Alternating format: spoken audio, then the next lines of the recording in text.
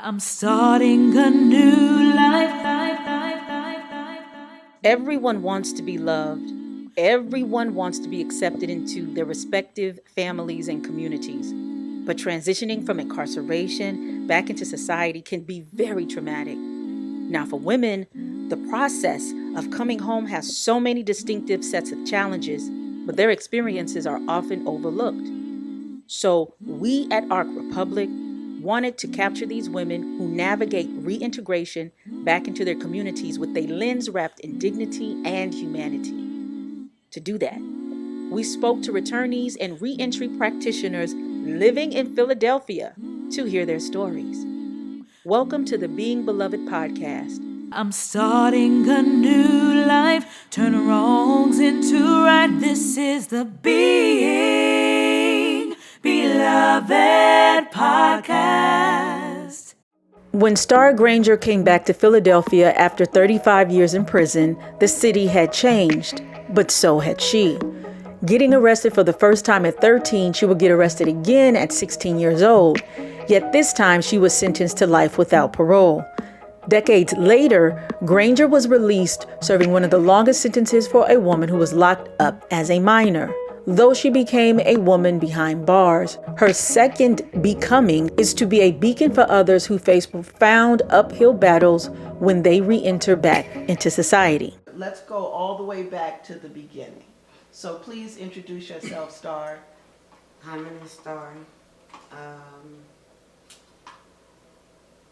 I go by the name of Joyce Granger. That was my government prior to me going incarcerated. And being incarcerated, I was 17 when I got arrested. I got arrested November 27th of 1983. I had just turned 17. I wasn't 17 a year. My birthday was in June. I got locked up in November. I killed a lady by the name of Miss Mary Shoemaker. That's okay to say. Yes. Her and her son used to tag team me sexually. They were both my molesters. When I went there for answers, I had no weapon. That's all proven. Everything I'm saying to you is verifiable because it's public information. Mm-hmm. I just wanted answers. So I found out later, once I was incarcerated, that I blanked it out for so long that when I started realizing it was coming back to me in snapshots, so I went for answers. I didn't understand at the time that the system had no protocol for traumatized juveniles back then in 1983. None didn't exist. And I know this, again, this is verifiable, because when I was suicidal prior to that, I checked into Hanneman, which I was refused, and I checked into Jefferson. Can you tell us what Hanneman is? Hanneman University Hospital is shut down now. I checked into the psych ward and was refused, and then I checked into Jefferson like a couple days later and was refused, and 2 weeks later I got my case.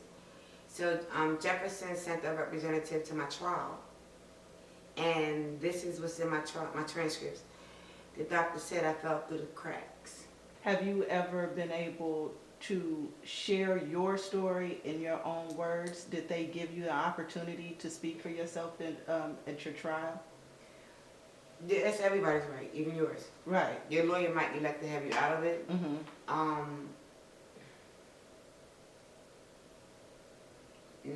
I'm not exactly sure, because keep in mind I was a juvenile, so my mom and my grandmother drove that bus somewhat.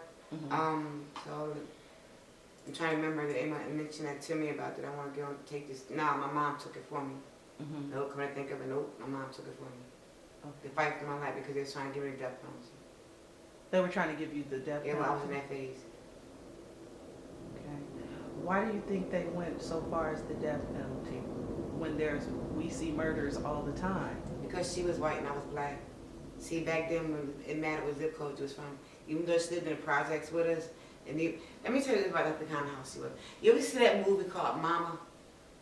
But the I lady heard of always it, but I do didn't kids see it. from over her house. Oh yes, Well, with they was Octavia that kind of Spencer. house with them, okay? In the Okay. projects, you know, dirty, you go hooky there, be grown there, smoke cigarettes, drink beer. Back then it was 40, so everybody flocked there. So that was the kind of house it was. Mhm. That's why I was always there. You understand me? Mhm. So, yeah, it was that kind of, so, but just because she was white, I'm sure of that, because she was not too far from my house. And back then, in 1983, Philly was more prejudiced than it is now. Oh, was it? Yeah. Okay. And We couldn't go certain places. Black people wasn't allowed in this area. okay, Need so I where? say more? Right, gentrification. So where were they allowed to be, so to speak? Black people Yes. in the projects, Okay. down in certain parts, Mhm. certain parts of North Philly, wherever, you know what I mean? But certain parts was off limits to us. Okay. And we had to walk through it just to go to school. They didn't care. They didn't care. And what would happen if you would go into other neighborhoods? We had to fight sometimes. We made the news one time. Back in Okay. the day, the stand up with Wilson Projects, down there in front of there, remember that? They Can you made the tell news us one about time. that? Well, it was just brief, like the blacks against the whites. Mhm. News was out there, so nobody really got hurt, nothing like that. Mhm. Everybody staying their ground, saying a lot, little rumbles here and there. Mhm. But that, I'm just giving you the political climate of it. Right. When you asked about the schooling part, you know what I mean? Okay. Historical and systemic segregation in Philadelphia was enforced through practices like redlining, racially restrictive covenants, urban renewal, and policing. And there has been lasting consequences. The ongoing segregation in Philadelphia has resulted in significant economic and racial disparities that continue to affect the city today. I tell you that story to tell you this, because once I was incarcerated, I got the help I needed. My background was this. I came from a typical dysfunctional family, you know. My mother was sick and suffering, very, very bad, to the point that she actually sold me to a drug dealer. And I had no idea that wasn't the life for a child, because I was like enthused by the money, if that makes sense. So when I got older, I asked her in the visiting room, and she just went to a happy place for me, right? So then that's when I realized I need to find out more about these emotions that females go through when they have children, that they don't actually participate in their life. What would make a mother abandon her child? So through my journey in prison, I became more educated in the area. This is when I realized she was sick and suffering. So I'm in treatment right now. My point for mentioning the handling again is that once I got the munchie and got the treatment I needed, I excelled. Tremendously, stratosphere excel I'm talking about. Overachiever in the prison. Once I got the treatment that was afforded to me. And you can't help but wonder if Jefferson and Handon would help me with what I had been. Because once I got the munchie, not only did I excel, but I became a college grad. I was not dyslexic like they tried to tell me. I was not borderline retarded like they were trying to tell me. I became one of the first CPS workers there. I also facilitated many groups. And my program was moving right along at 100%. So you have to wonder, why they took the system and throw me away like that. And it wasn't a program they designed for me. I designed my own program there. And that's the catch, because it's always set up to fail. Can you, let's go back to the early 80s. Can you describe what Philly was like at that time? The More feel? freedom. We had a Okay. village Okay. to raise a child. When I got out there in 1983, we had a village. Okay, your neighbors and the people on the corner store knew who you were, knew who your family was, and would take you to your family if they caught you doing something in the business doing. Coming home to this, it's a whole other planet to me. When we had homeless people, we had one block was called Skid Row. Now they're everywhere. So it was a little more harmony back then. More education for our culture back then. More resources that all of a sudden dried up back then. That they're trying to reinitiate now, you understand me, which is a good thing.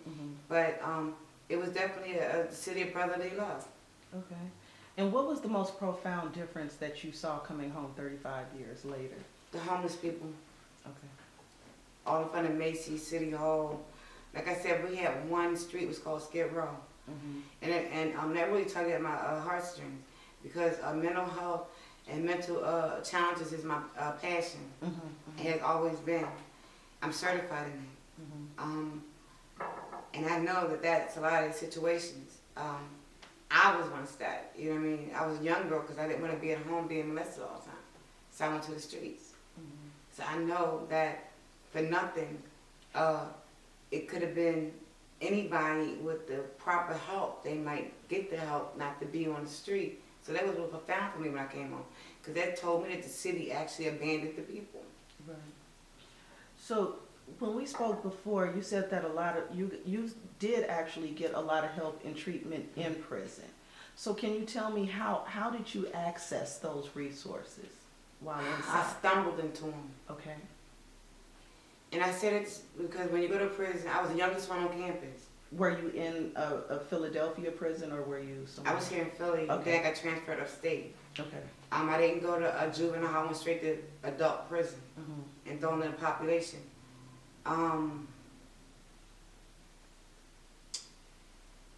I was the youngest one in the prison, so I was like, there was no protocol actually facilitating me. So as they said, Mm-hmm. they felt like they should just kept me pumped full of medication, whatever, you know what I mean, to keep me out the way. But once I realized that resources existed, once I realized I got my head out of the clouds, because I had to adjust, I had to make my bones. Mm-hmm. I did 35 years, Mm-hmm. and I was coming in on the hardest time possible. Mm-hmm. I had the hardest charge possible, Right. so I had to make my bones. So once I got my head out of the clouds, you know, and I call them my intellectual years. Again, that's when I realized, you know, I'm smart. You know what I mean? Because they kept me medicated, but now I'm clear. But I had a little, like, you know, a little drama with girls being disrespectful and stuff like that. But still, in the meantime, I was always seeking education, even in the hole. Mm-hmm. Okay. Were you able to build any meaningful friendships or relationships while you were in prison? Several. Okay. I was blessed. Okay. Everyone I came across, and you know, literally had my best interest at heart. From my counselors down to my unit managers, even the hearing examiner. Mm-hmm. The superintendent right now, she trained me in thinking for a change. I worked under her. Now she's superintendent. So, and then let's not forget my beautiful queens. You understand me? So yeah, I was blessed. I was totally blessed. Do you think your age had anything to do with that? I think the way I carried myself and respected Okay. myself had a lot to do with it. Because I did time with the MOVE members. They were there. You understand me? I don't know if you know the MOVE members. No. There was a real political, Mean Abdul-Jabbar, you been hearing him?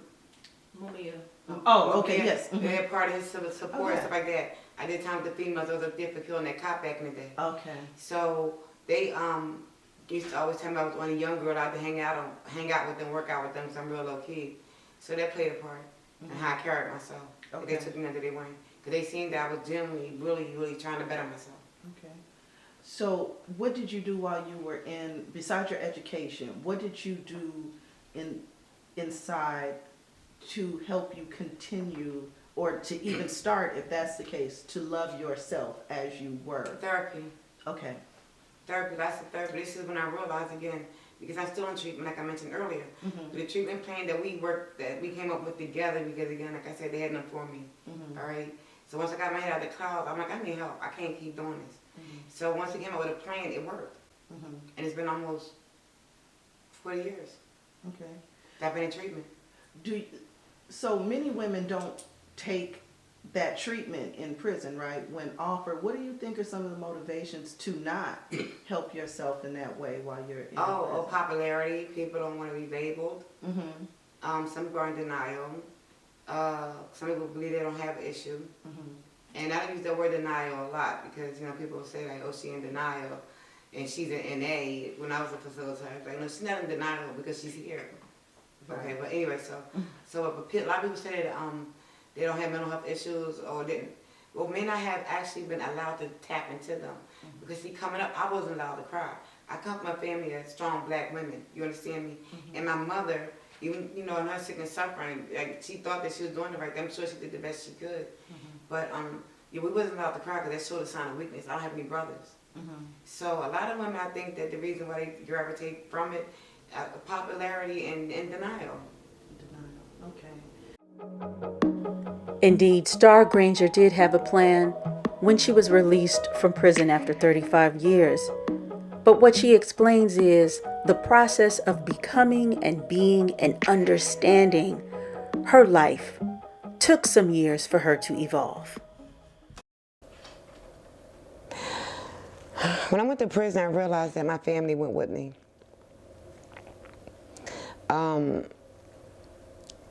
And I wasn't sure how to process that because I went to the hole a lot. So that meant they went to the hole with me, meaning I couldn't get visits or phone calls. So they suffered just as much as I did. So from that, I learned that I had to change the way I make decisions about my life because it no longer became making decisions about me. It became about making decisions about people I cared about, not just outside of prison, but as well as in prison. So I learned that was a very, very valuable lesson to learn. How long do you think it took you while you were inside to get that lesson? I can't remember the day. When I first got to Muncie, it wasn't that structured. They had just put a fence up and it was co-ed. And I made men younger than y'all were there. And also us, you know what I mean? We did everything with them except sleep with them. School with them, work with them, yard with them, church with them, sick call with them, down, you know what I mean? Ate with them, everything. So long story short,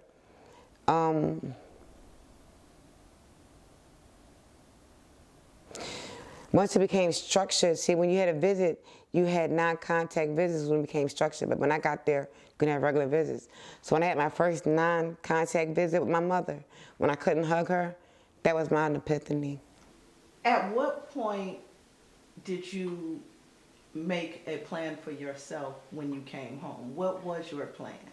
Well, when I came before I came home, I had a plan while I was in prison.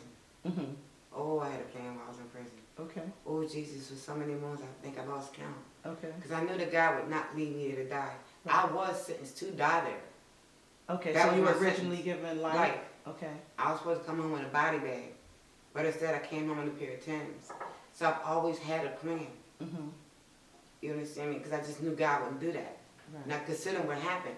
Because I don't care what the Google says, how brutal it was. Because it was brutal. And then they got the stories twisted, which they usually do, because I'm not the only Granger that got locked up. Mm-hmm. That's not in this case, though. But anyway, I knew that God wouldn't leave me there. Because only He knew what really happened. Right. And I always had a plan. Anytime you spend away from home, when you return, you notice the differences. So when Starr comes back to Philadelphia after 35 years, she must adapt to this new world where there's new technology, there's a new culture, and there's a new landscape that she must now navigate. So now we're going to talk about your transition home. Yes, ma'am. First, what year did you come home? 2018. 2018. And what was the first thing you saw? I'm sorry? That you saw In Philly or outside the fence? in Philly. When you came home, how did you... The city. Yeah, the city. The city lights. Because I was in Cambridge Springs. From here, Cambridge Springs is 8 hours up and 8 hours back. Okay. All right, so it took us 8 hours to get down here by the time we left that morning. And it was about this time dusk because it was in the winter. The city. What about the city? It was a lot of buildings I'd never seen before. When I left here, City Hall was the tallest building.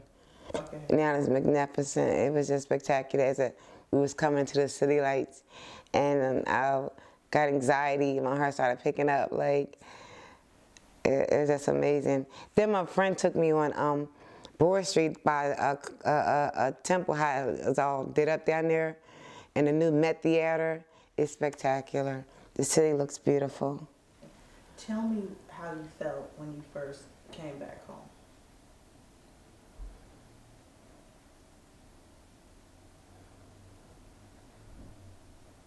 Nervous.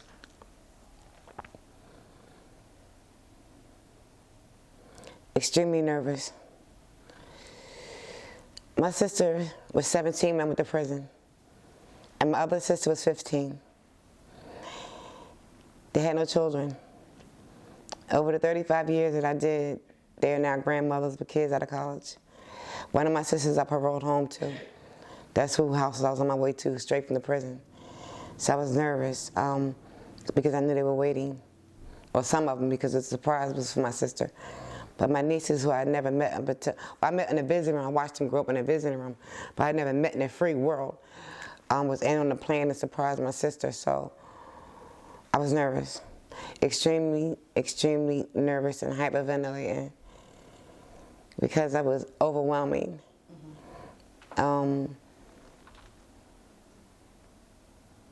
Because I was actually free. And what did that mean to you to be free?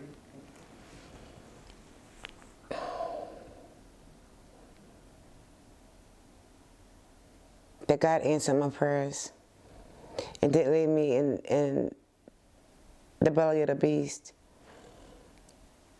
That He chose me to give me a second chance. That's what that felt like, and I'm not going to mess it up. Okay. And so my last thing for your one-on-one is the same thing I asked Dr. Michelle.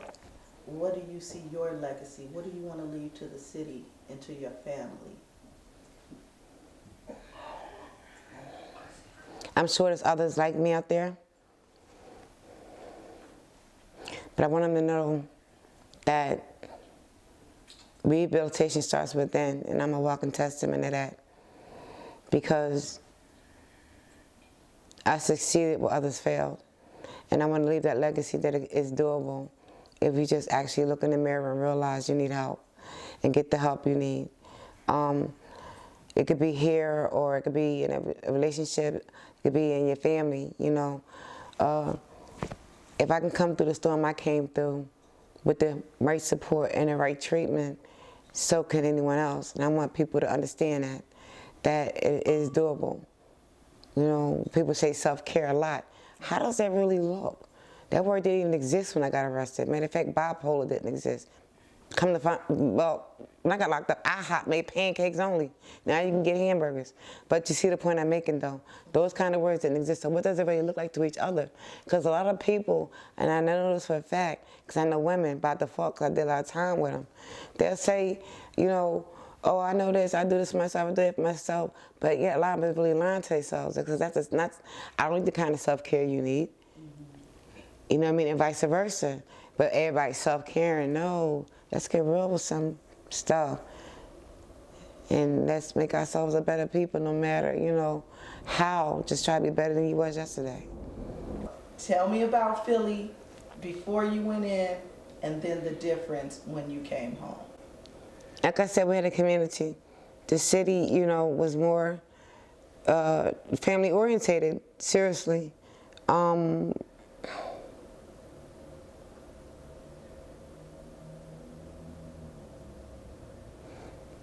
I don't know what happened.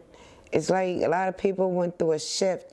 I know that there was a drug that came out called crack while I was incarcerated, because I had never seen crack.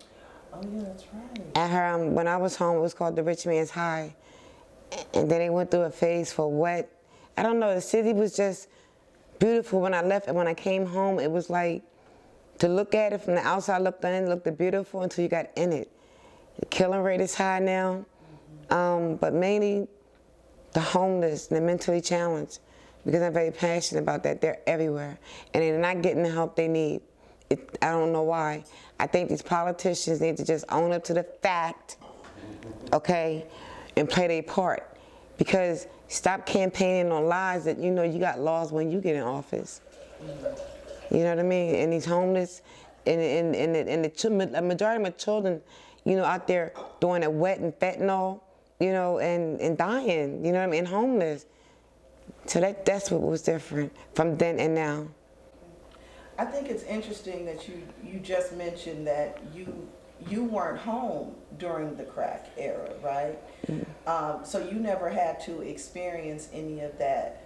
But did you, while you were inside, see the effects of it? Yes, I taught it for 2.5 years. Okay. I taught AOD, it's called alcohol and other drugs. Yeah, a lot of women came in prison addicted, a lot. I first experienced it in the county, because I was in the county for 2 years before I went upstate. And there was no set really protocol to detox the women in prison. They had one from heroin, and somewhat one for methamphetamine, because opioids wasn't even a thing back then. It was either heroin or the methamphetamine, you know what I mean? So they had a protocol for those two, but not so much for crack. Okay. And how did you see the women changing during that time when they were coming in? They got clean. Okay. They got From clean. the crack. They got clean from all drugs. Okay. Some got the help they needed, and some got the help they wanted to become a better person, clean themselves up. And what made you become an advocate for those women while you were inside?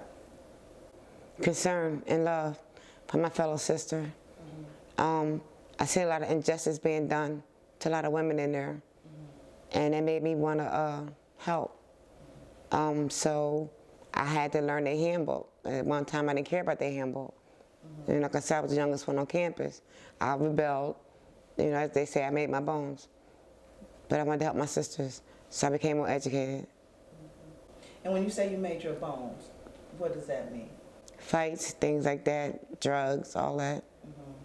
Yeah. Okay.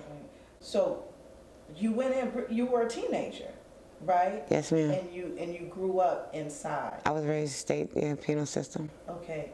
And but I want to go back to what you said originally. You said that you got the help that you needed though there, that you may not have gotten outside. I didn't. I was refused. That was mentioned in court. Okay. So, was that part of the issue, is that you refused to get help? No, not refused. Oh, okay. Oh, you were refused. No, I was refused. One of the doctors from Jefferson said I fell through the cracks. Okay. And when you went and tried to get help, I know you say that you were refused, but tell me about that. Tell me a little bit more about what you went to get and why they said they refused you. It wasn't a conversation they had with me, they had it with my mother, because I was a juvie. What I gathered in court was they were overwhelmed, and the visiting room was crowded, and it wasn't a pediatric psychiatrist Pediatrics. at the time or something like that. And instead of them holding me for observation, they just sent me home.